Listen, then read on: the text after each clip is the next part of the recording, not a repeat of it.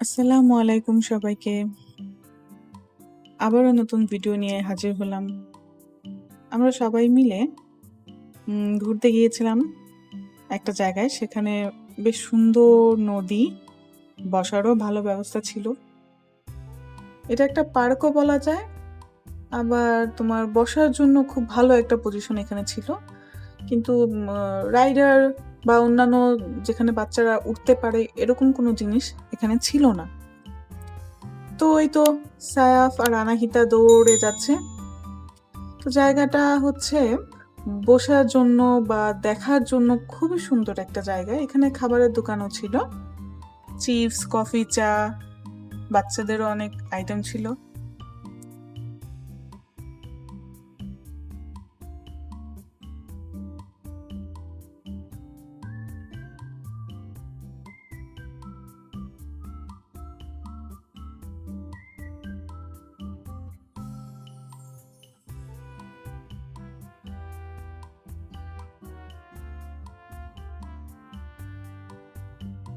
তো যাই হোক, এই তো আমরা ওই পাড়ে আসলাম।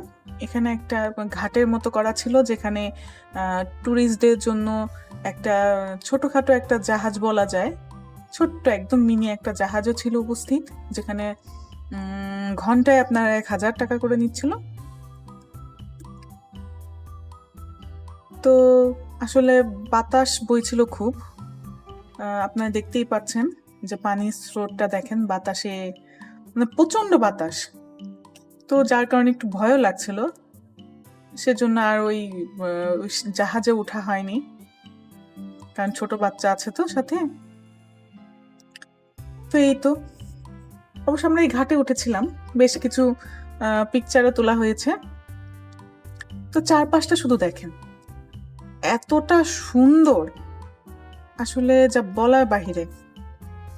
আমরা সাধারণত এরকম নদীর ঘাট বা নদীর পার ওইভাবে পাই না। তো এই যে হালকা একটু রোদও ছিল, আর এই গাছটার পাতাগুলো সব ঝরে গেছে। এটা একটা কৃষ্ণচূড়া গাছ ছিল সম্ভবত, ফুল ছিল না, পাতাগুলো ঝরে গেছে। এই যে সাংঘাতিক বাতাস, খুব মন চাইছিল এখানে একটা ঘুম দিয়ে উঠি। খুব ঘুম পাচ্ছিল বাতাসে, এতটা প্রশান্ত, মানে কি বলে, ভিতরটা খুব ঠান্ডা হয়ে যাচ্ছিল।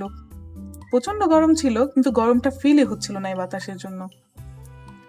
আমার আম্মু তো বলছিল যে ইচ্ছে করছে পানিটার মধ্যে যে একটু সাঁতার কেটে আসি। সেই কোন ছোটবেলায় পানিতে, নদীতে গোসল করেছি, এখন তো সেই সুযোগই হয় না। স্যার বারবার বলছিল যে এই পানিতে শার্ক আছে কিনা, ক্রোকোডাইল আছে কিনা। তা আমিও বলছিলাম হ্যাঁ, এখানে শার্কও আছে, ক্রোকোডাইলও আছে, তুমি সামনে যেও না, পড়ে যাবা। এই তো চারপাশটা ঘুরে বেশ ভালোই সময় কাটালাম। তো এরপর বাড়ির উদ্দেশ্যে রওনা দিলাম। দেখা হবে পরবর্তী ভিডিওতে আরো নতুন কোনো ভিডিও নিয়ে। সেই পর্যন্ত চ্যানেলটি সাবস্ক্রাইব করে পাশে থাকো। আল্লাহ হাফেজ।